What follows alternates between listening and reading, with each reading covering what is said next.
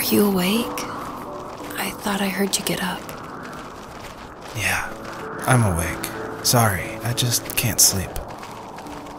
Are you thinking about him? Yeah, a bit. Usually get back to sleep, my love. I'm fine. No, it's okay. What else is on your mind? I don't know. It seems weird, but I had one of the most vivid dreams of my life. I saw a fox on a snowy mountain, just looking confused and worried. Those eyes. I can't get those eyes out of my head. She was running in the windy snow, looking for something. Do you think it has to do with you and what's been going on? I don't know.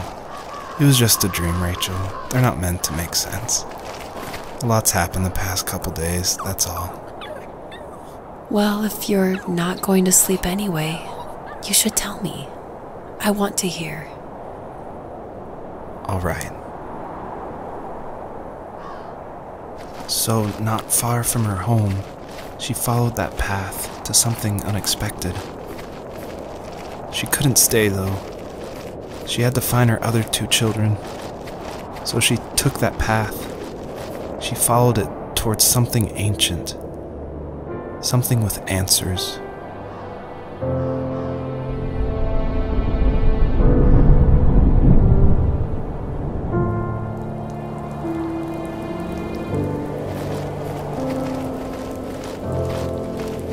The fox looked high and low, searching for any sign of her cubs. Points of light showed the way to this ancient tree. It was as if each one had a story to tell, all their own. The land was trying to tell my story, too. I felt like I was right behind her the whole time.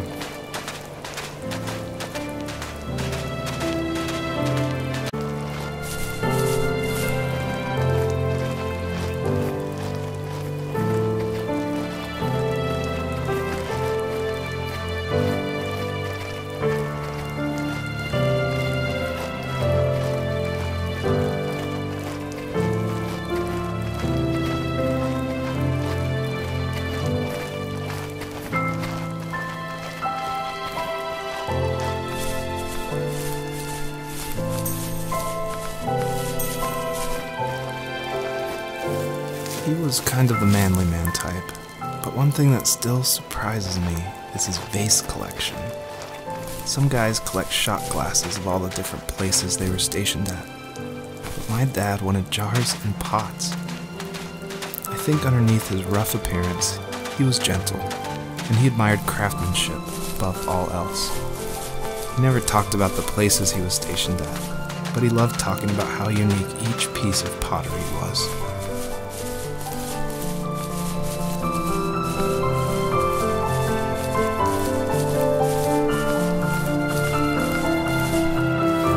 As a kid, did you ever do show and tell in your class? Yeah, I think I only did it once, when I was in the 4th grade. You know how my life was around then. I wanted to show my class what helped pass the time and distracted me, so I brought a dozen paper cranes I had made. I think I told everyone how badly I wanted to be a bird and fly, embarrassingly enough. Don't be embarrassed, every kid wants to fly. For me, it was another toy from my dad, a wooden boat. I remember guarding it so carefully in my hands as I walked into class. When I sat down, a group of boys immediately made fun of it. They asked which trash can I found it in, or why an ugly log was my favorite toy. When I got up, I didn't even want to tell them my dad had carved it. I said it was a joke gift my friend had given me. Kids can be so cruel. Some of them are. I shouldn't have let them get to me, but it did. It's amazing we bounced back at all.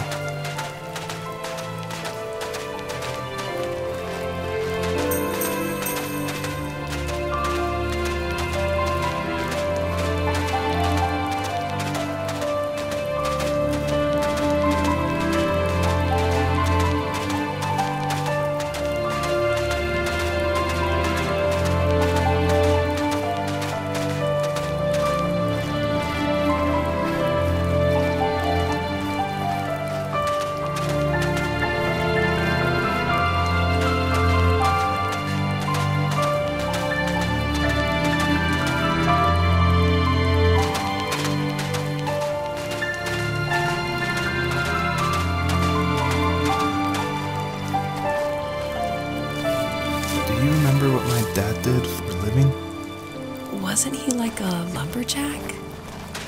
That's one way of putting it. If wood was a canvas, then a carving knife was his paintbrush. Even after working a 50-hour week, even after his hands were more splinters than skin, he would bring home the nicest piece of Alaskan weeping cedar and make me toys. That wooden train was the first toy I can remember, and I loved it. I just knew from a young age I was going to be a lumberjack, like my father.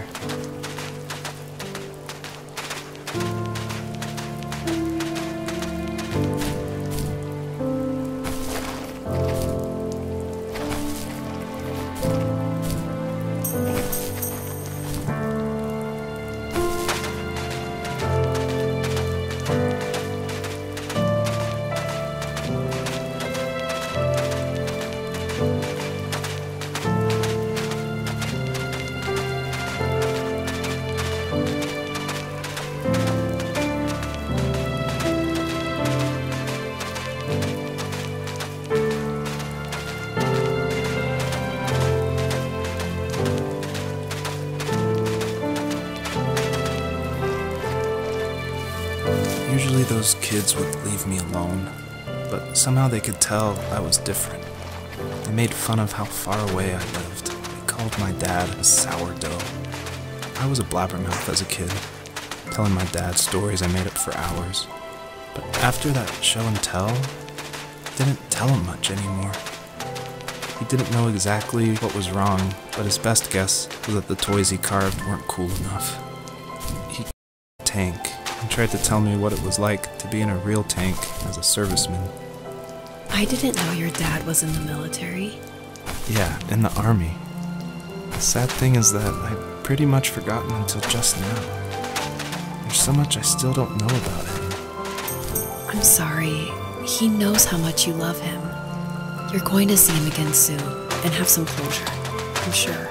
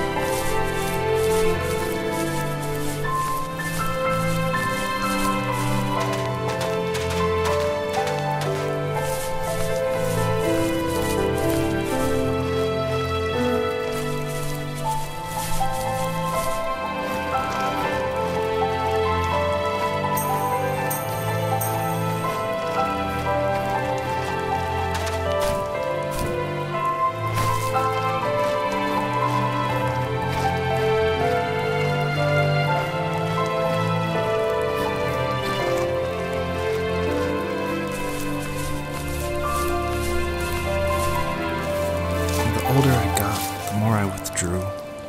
I asked myself, why talk to anybody anyway? Why bother when I'm happy by myself? I started drawing a lot, mostly animals I saw in the woods by my home. I then imagined designing my own hideouts with things like TVs and pantries full of chips and cookies. I think that idea of leaving home and drawing blueprints started my career. I found a lot of solace in that. I'm not surprised, but I did the same thing, you know? There's something special about having a place to call your own. And now look at us. Well, if you count renting in an overpriced city. It's as close as we can get for now.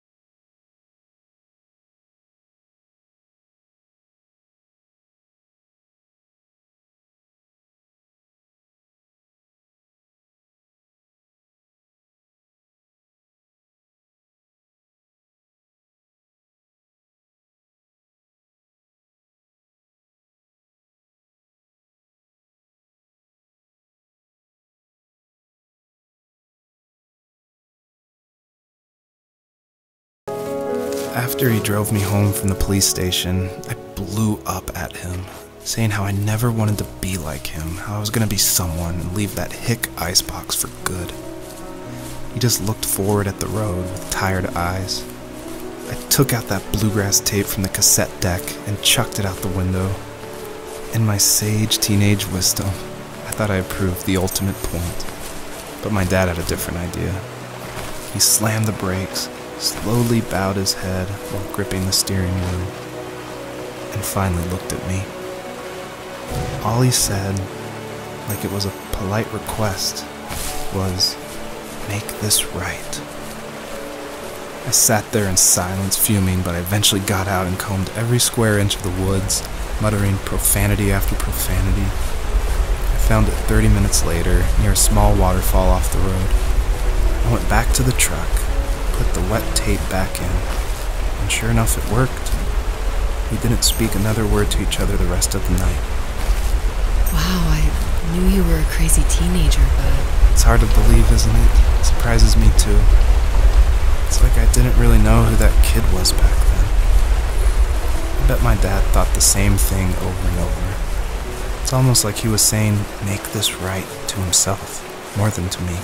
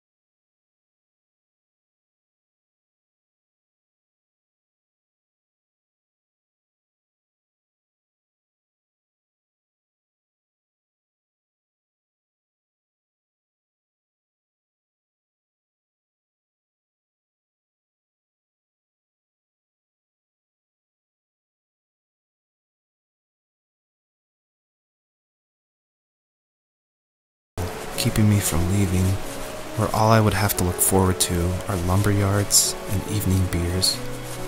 I had to climb over. That was my only goal for a long time.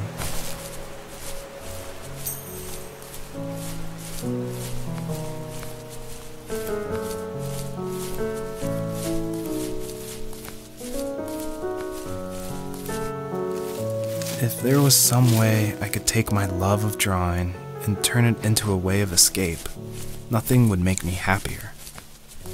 I wanted to create instead of tearing trees down. I wanted to move to the lower 48, not because I hated it there in Alaska, but I hated the idea of it. It's like all of that spite inside me had created this monster which followed me around my whole teenage years. I put so much energy into doing what others didn't expect of me. Why did I do that? There's one fact you're forgetting, though. If you didn't have that fire in you, we probably would have never met. You're absolutely right. Maybe the destination is all that matters in the end. But then why am I awake? Why am I seeing this fox go on her journey? And why can't I stop thinking about my dad?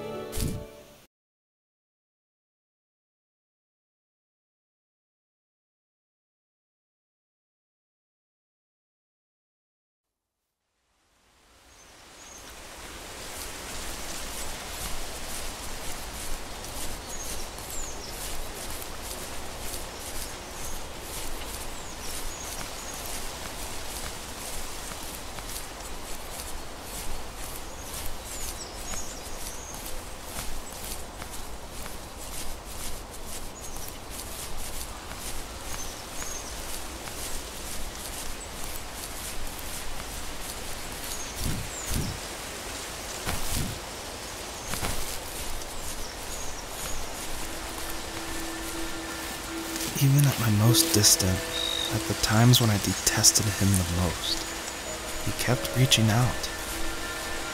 For a year straight, he asked me every week when we were going camping. I thought he was just dense. Eventually, to shut him up, I agreed. We carried out the worn lawn chairs from the garage and set up a cinder block campfire at the site we'd always used behind the house. We walked down the mountain path, talking in the warm sunshine we only got a couple months of the year. Those 3 obsidian rocks shimmered alongside the shore, almost like sparklers pressed against a dark window. I'll never forget that wet stone on my feet, or how those massive mountains looked even bigger in the lake's reflection. I felt small, but grateful. As the sun set, my dad found something I hadn't seen for a long time. The tree where I'd made my first carving when I was 6. I hadn't even carved it. My dad had helped me, but I still called it my tree. Something about seeing my name there made me open up, and we talked about everything that night in that old camouflage tent. I told him how much I loved sketching and design, and how it would be a dream to study architecture in Seattle. I told him how I didn't get along with my friends much anymore, but that I didn't mind being alone. He told me he was there for me, and he joked that if all he had to do was write my name on a tree to finally get me to talk, he would have left me carved logs with novels on them in front of my room every morning. I don't know why it took me that long to realize it, but it was then I knew how much he had sacrificed for me.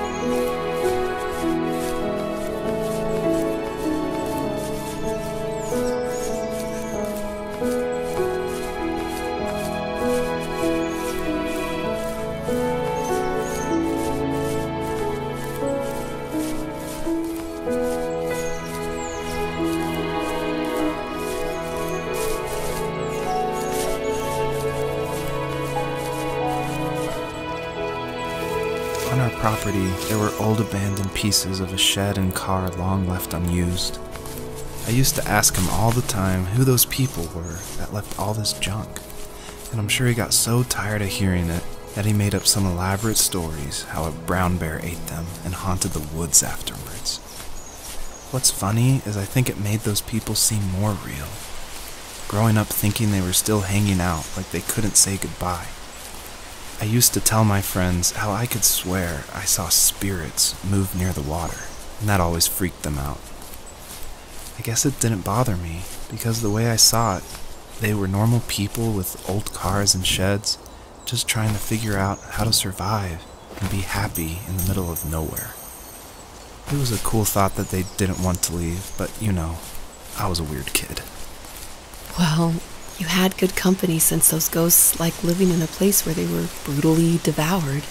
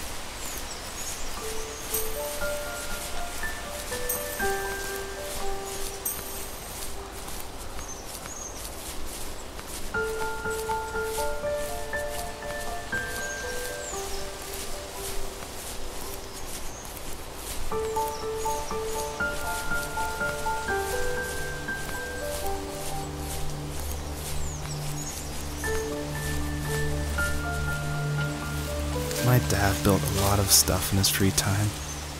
If he wasn't watching fly fishing or reading Tom Clancy